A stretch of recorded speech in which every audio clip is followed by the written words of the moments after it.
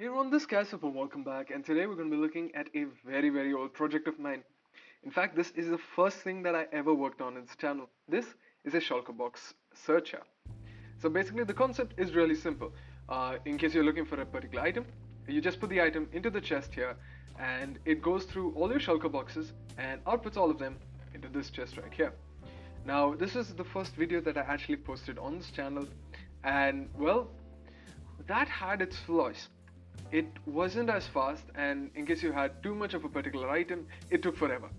So I basically optimized the system so that it gets done faster and it gets done a lot more efficiently. So let's actually take this thing for a spin and see how this works. So to get started, you just want to load up all your shulker boxes. Currently I've got 9 of them, which are stored right here. And yeah, you do have storage space for more of them, it does not matter. But as you can see, I'm going to be looking for some redstone dust. Say I've got a redstone project going on. So you actually have the redstone dust distributed between these. There's about 63 pieces. So in the end, we've got to get 63 plus the piece of redstone dust that we put in. So let's go into the quarry chest and put this in. And that actually starts the system off. You can see the shulker boxes being pushed up, and they will slowly get dispensed here, and they will be searched through, and we should get some redstone through. So let's actually just see this thing running for a bit.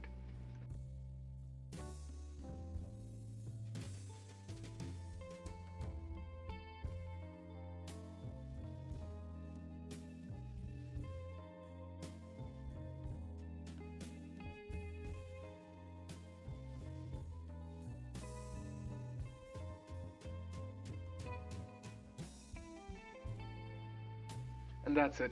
Alright, so the last piece of redstone that you saw going is the item filter getting reset, and if we go here, we've got the full stack. So you can instantly see what the major advantages of this system are. First up, you can obviously see the shulker boxes much more clearly, and secondly, in case the shulker box does not have a particular item, it gets cleared off pretty quickly, unlike the previous system. So yeah, that's basically it. It works a lot faster, it gets things done a lot quickly, and most importantly, there are actually a lot fewer inputs. Over here, you just need to put one item in, and everything comes through. So as you can see, there's quite a bit of redstone over here. So let's actually take a quick look at this. Obviously, everything's color coded, so yeah, this should make the understanding a lot simpler. So let's get started with that part. Alright, so it's time for the deconstruction. So first up, you can already see that there is no big water tube over here. That's just for show, really. It's just to make sure that all the items show up on top. In fact, all your items will actually get stored over here. But yeah, let's get started with this. So first up, and most obviously something that you'd have guessed, is that this works based off a variable item filter. So there has to be an item filter. So when you put an item over here, it gets funneled through these hoppers and gets put into this chest. And if you're familiar with item filters, this is a standard item filter configuration. So you've got 3 items, 41 here, and if you have another item here, it works as a fully functional item filter. So since we're using named items here, you can put an ordinary item here, and that will be the item that's being searched for instead of these. These are not spruce saplings, these are completely differently named. So this hopper here is basically acting as your item filter. Below that, we've got a few hoppers to suck the items out, and we've got a couple of extra hoppers just to make sure that nothing gets stuck in and it gets put in here. So back here, we've got the orange part of the circuit, which, if I can, okay, this is pretty tight redstone. Yeah. So here we've got this standard item filter, 3 pieces of redstone dust going into a repeater on 1 tick into a torch here. So that's it. That's basically how the item filter part of the thing works. Next up, we've got this yellow circuit. The only reason I'm doing the yellow circuit is because it's pretty far out. This is actually what gets everything started. So you put an item in, comparator detects that because it's getting stalled over there, the signal can stay on for long enough. That sets off this line, which pushes the redstone block across, setting off this clock over here, which drops out all the items from the dropper there. So this hopper stores all your shulker boxes, which funnels into that dropper and then pushes them all up. Once it empties out, we've got a comparator back here, which flicks this thing off, pushing the redstone block back and stops the clock. So that's the yellow part of the signal. Now, all the shulker boxes rise up through the bubble elevator, come over here, get funneled into this chest right here, which then gets funneled into this dispenser. Now, this is a dispenser, and that's the most important part. So, what we want to do here is a pretty simple concept. We want to dispense a shulker box.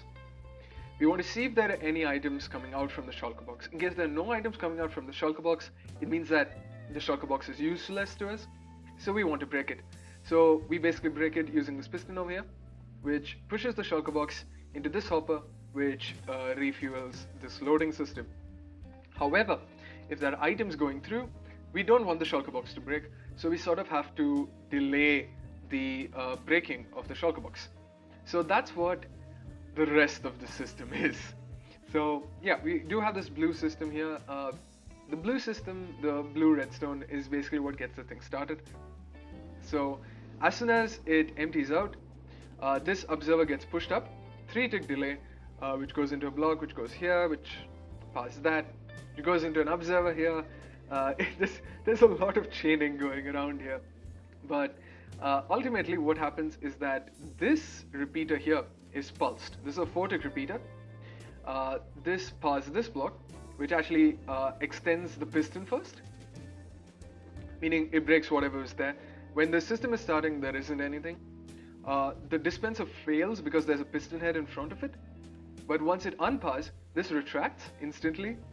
1-tick delay thanks to the observer, and then the dispenser fires, dispensing the shulker box.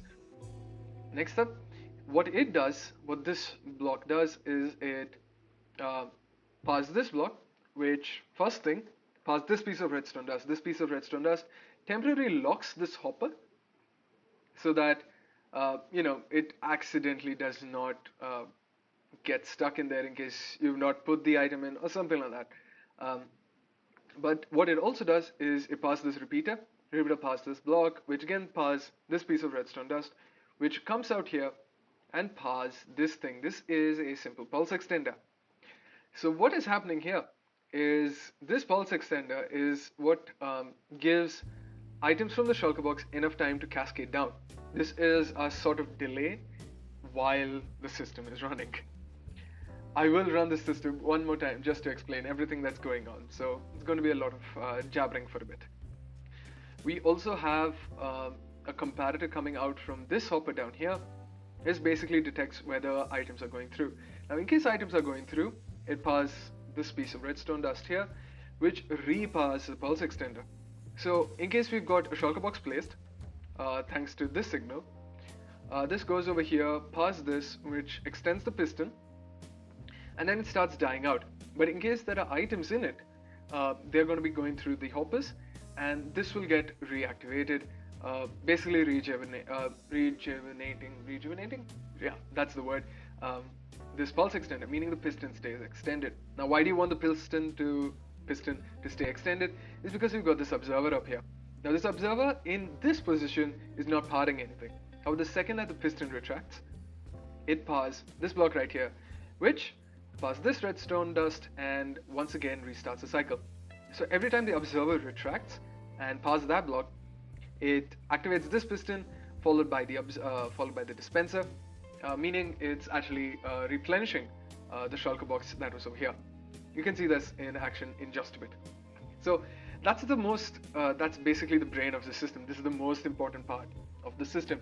But now comes to something that was actually pretty painful, is stopping the cycle. The cycle works perfectly, but stopping it is a bit of a pain. So that's what the white part of the circuit is for. So the way that the white part of the circuit works is when a shulker box is broken and it's put into this hopper here. Obviously, shulker box is pushed across, goes into this hopper. We have a comparator that detects that and sets off some torches over here. And over here we've got an AND gate. This was quite the pain. So basically what you're trying to do is you're trying to detect whether the system was activated, and when the system was activated, if a shulker box was put back into the system. If a shulker box was not put back into the system, it means that you've actually run out of shulker boxes and the system should shut down. However, if a shulker box was put back into the system, you don't want it to do anything. So that's what happens here. So when the cycle has started off, the observer retracts, parting this block, which passes this piece of redstone dust. This means that the piston has extended, meaning it should have broken a shulker box. So a little bit of delay later, it passed this torch here. Now this torch switches off this part of the line, but this part of the line is still turned on. If a shulker box goes through that, it basically reverses the signal here, and that basically stops things from expanding. This stops things from extending. However, in case this one activates and this one does not, right? This piece of redstone dust, this redstone torch activates, which sets off this pulse extender here. What this pulse extender does is when the observer has been extended, meaning there's nothing in the system, it pushes it out of the way so that this pulse extender, when it's activated and passes the piston here, it does not pull the observer back down to restart the cycle. This is basically an overcomplicated off switch.